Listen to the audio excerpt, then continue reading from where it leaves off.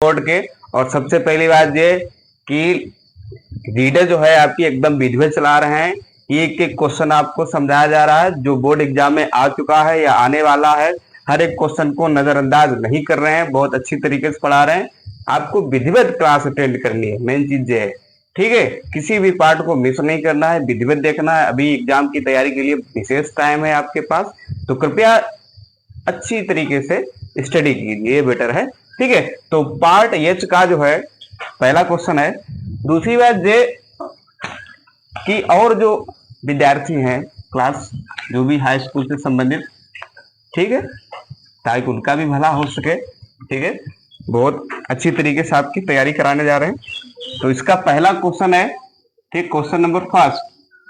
ठीक है, what was single, लिखिएगा आप भी, हम बाद में समझा देंगे। व्हाट वाज द सिंगल, ठीक है, what was the single hope for, single hope, ठीक है, single hope for the family of, ठीक है, for the family of Lencho, family of Lencho, ये क्वेश्चन है। ठीक है, मतलब ये पूछा गया है इस क्वेश्चन में कि what was the single hope, single hope मतलब एकमात्र उम्मीद या एकमात्र आशा, एकमात्र उम्मीद क्या थी for the family of Lencho, Lencho के परिवार के लिए एकमात्र उम्मीद क्या थी। ठीक है, लेंचो के परिवार के लिए एकमात्र उम्मीद क्या थी। आपको भी पता है कि ईश्वर उनकी मदद करेंगे, यही तो उम्मीद थी। लेकिन इतने में काम नहीं चलेगा, नंबर आपको अच्छे लेने, तो थोड़ा बढ़ा चढ़ा के लिखेंगे, थोड़ा मिर्च मसाला लगाएंगे। ठीक है, हाँ, इसका आंसर आप नोट कीजिएगा। ठीक है, फिर आंसर भी आपको समझाएंगे वर्ड मीनिंग के साथ में। हाँ, the single hope for the family, the single hope, ठीक है, the single hope for the family, single hope for the family of Lencho was of, ठीक है, of Lencho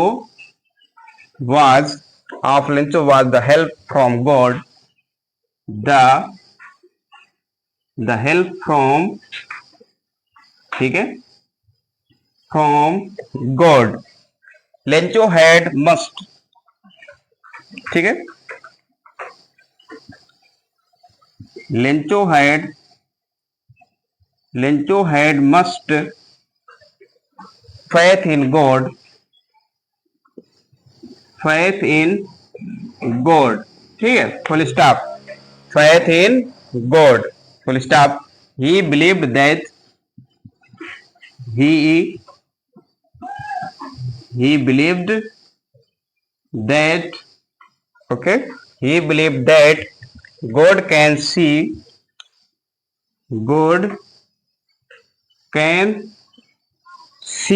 deep, into one's, ठीक है, into one's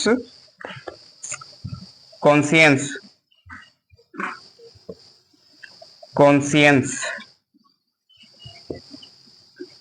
ठीक है, full stop. ये इसका आंसर है। देखिए, सबसे पहले हम फिर क्वेश्चन की तरफ आपको लेके चलेंगे कि क्वेश्चन क्या पूछ रहा था। ठीक है, what was the single hope, single hope का मतलब क्या होता है, एकमात्र उम्मीद, सिर्फ एक ही उम्मीद क्या थी, for the family of Lencho, Lencho की फैमिली यानी कि परिवार के लिए क्या उम्मीद थी। तो आपको भी पता है, आपका मेन आंसर यहां से लेकर यहां तक हो गया। देखिए, ये 2 लाइन में ही खत्म। अगर आप ये 2 लाइन लिख देते हैं एग्जाम में, ठीक है, बाकी ये तो हमने एक्स्ट्रा लिखा है ताकि हमको और नंबर ना कटे, अच्छे नंबर मिल जाए। ठीक है, फिलहाल इसका मेन आंसर तो आपका यही हो गया। ठीक है, कि एकमात्र उम्मीद क्या थी कि ईश्वर उनकी मदद करेंगे, यही उम्मीद थी और क्या।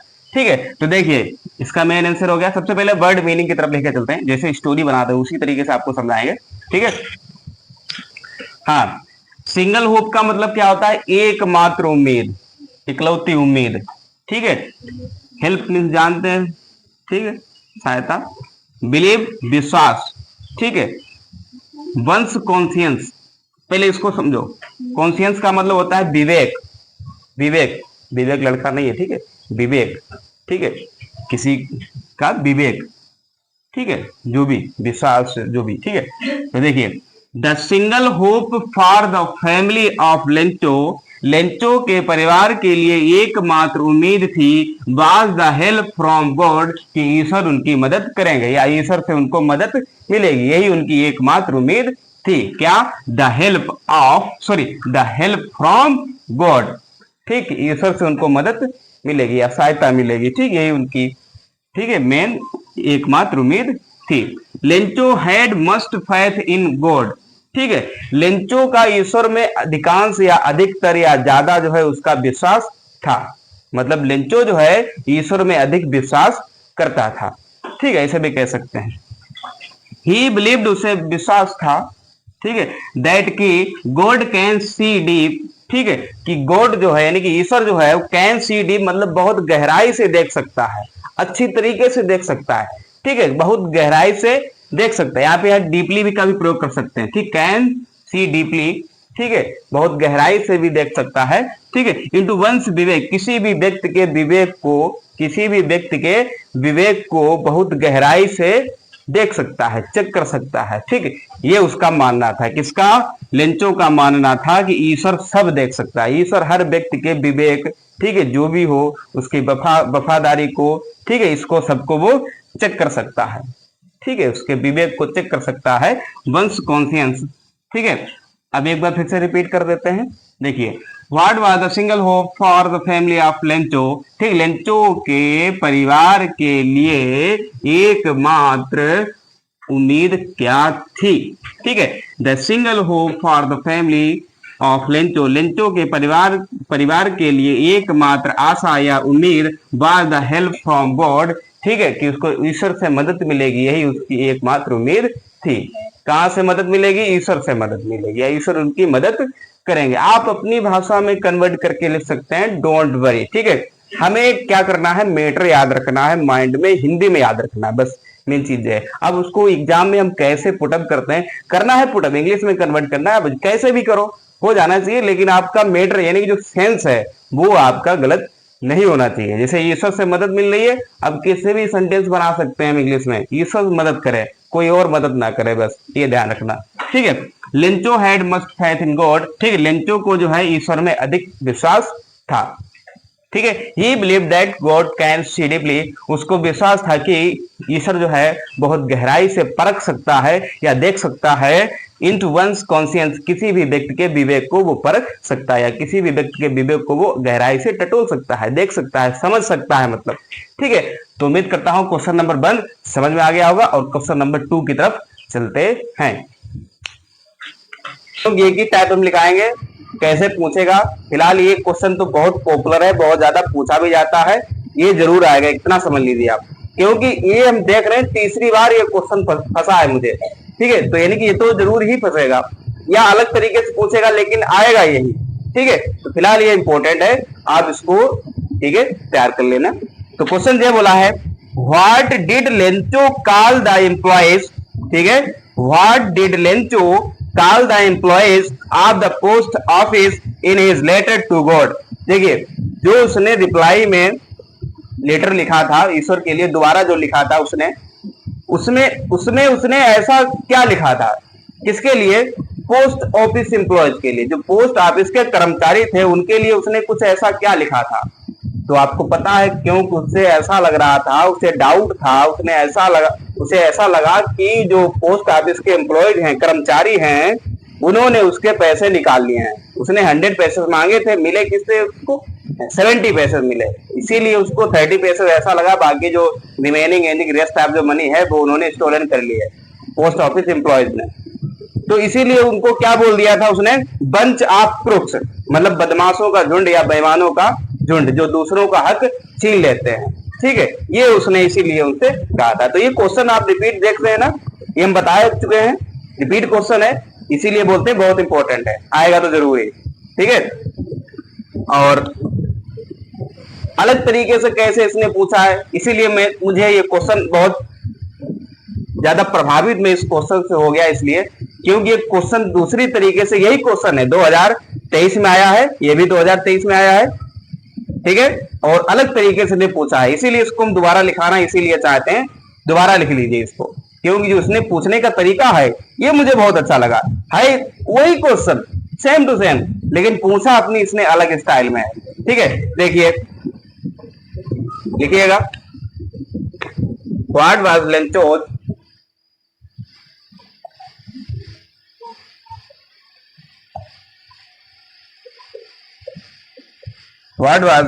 रिमार्क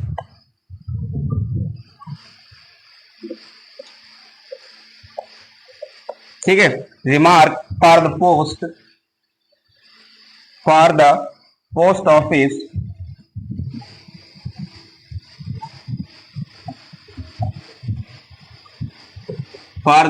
ऑफिस एम्प्लॉयज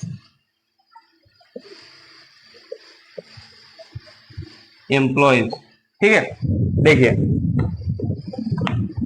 इसमें लिखा है जे कि व्हाट वाज लेंचोज रिमार्क। देखिए रिमार्क का मतलब होता है टिप्पणी करना या कुछ कहना, छोटे से शब्दों में किसी के बारे में कुछ टिप्पणी करना, ठीक है, कुछ बातें कहना, मतलब अपने शब्द देना।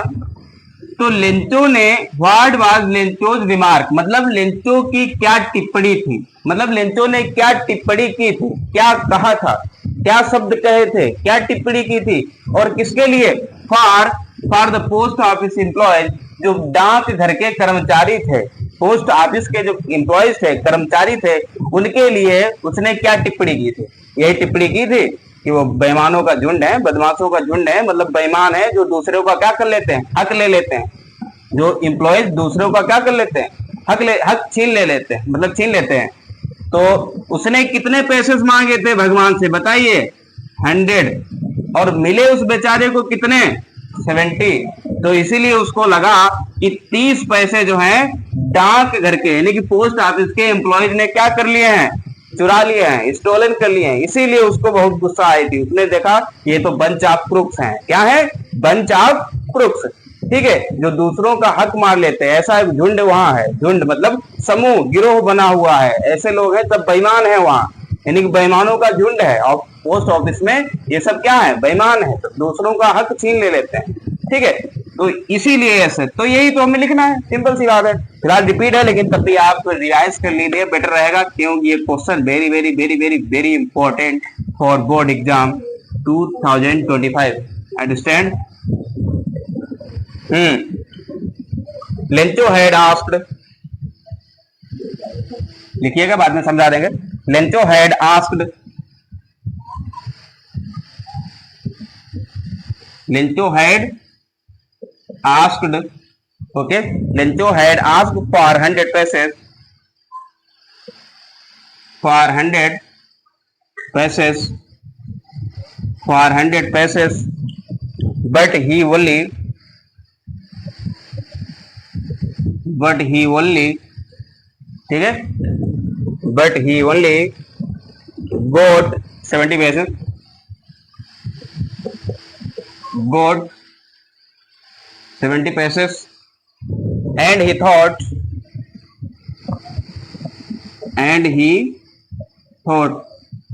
देखिए वही सब आंसर रिपीट हो रहे हैं बार बार, ठीक है, ही thought that he post office that the post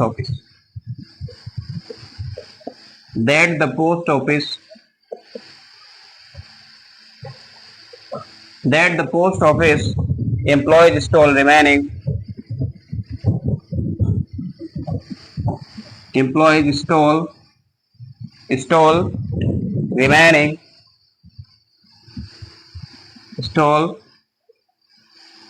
remaining 30 पैसेस, ठीक है, so he called them, ठीक है, called them bunch of crooks,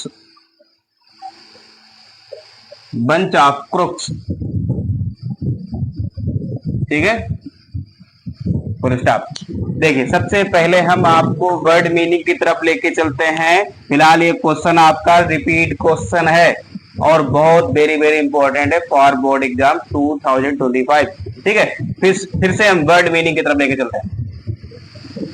देखिए गेट मीन्स होता है प्राप्त करना, गोट मतलब प्राप्त किया। ठीक है, थिंक मीन्स होता है विचार करना, थॉट मतलब विचार किया, एम्प्लॉयज मतलब कर्मचारी होता है, रिमेन मतलब बाकी बचा हुआ हिस्सा, रिमेनिंग 30% मतलब बाकी बचे हुए। ठीक है, या रिमेनिंग का मतलब होता है बचा हुआ, तो भी रेस्ट ऑफ मनी है। ठीक है, रेस्ट ऑफ मनी। ठीक है, या फिर रिमेनिंग 30%, रेस्ट ऑफ मनी 30% या फिर रिमेनिंग 30%, दोनों का प्रयोग कर सकते हैं। ठीक है, मतलब बचा हुआ पैसा या बचा हुआ 30 पैसे। ठीक है, बचे हुए 30 पैसे। और कुछ है, हाँ, बंच ऑफ क्रुक्स। ठीक है, बंच ऑफ क्रुक्स एक इडियम से दे रखा है। बंच ऑफ क्रुक्स एक इडियम्स है जिसको हिंदी में कहावत बोलते हैं। कहावत से इंग्लिश ली गई है, यानी कि इडियम से इंग्लिश ली गई है। इसका मतलब होता है बेईमानों का झुंड। ठीक है, या बदमाशों का झुंड। बदमाश होते तो बेईमान ही है। ठीक है, देखिए Lencho had asked for 100 pesos. Lencho ने कितने पैसे की मांग की थी? 100 पैसेस की मांग की थी। बट लेकिन ही ओनली गोट 70 पैसेस, लेकिन उससे कितने पैसे मिले? केवल 70 पैसेस मिले। एंड और ही थॉट, इसीलिए उसने विचार किया, दैट की क्या विचार किया कि द पोस्ट ऑफिस एम्प्लॉयज, जो पोस्ट ऑफिस के जो कर्मचारी है, एम्प्लॉयज हैं, स्टोल रिमेनिंग 30 पैसे, बाकी बचे हुए 30 पैसे उन्होंने के स्टोल कर लिए। स्टोल मतलब चुरा लिए थे, ये उसने सोचा, विचार किया। सो इसीलिए उसको गुस्सा आ गई, तो गुस्से में उसने बोल दिया, बेचारे ने क्या बोल दिया? He called them bunch of groups, ये बेईमानों का झुंड है। मतलब जितना वहां पोस्ट ऑफिस में जो कर्मचारी है वो सब बेईमानों का समूह है, वो सब बेईमान है। ठीक है, तो इसीलिए उसने ऐसा बोल दिया, यानी कि बंच ऑफ ग्रुप्स। ठीक है, तो उम्मीद करता हूं समझ गए होंगे पार्ट नंबर एच। और पार्ट नंबर एच के बाद में आई आती है। हाँ, वेरी गुड। आई वे आपको कुछ नए क्वेश्चन लेके आएंगे, और तब तक के लिए नमस्ते, नमस्कार, और कमेंट में बताना कैसा पड़ा है। धन्यवाद।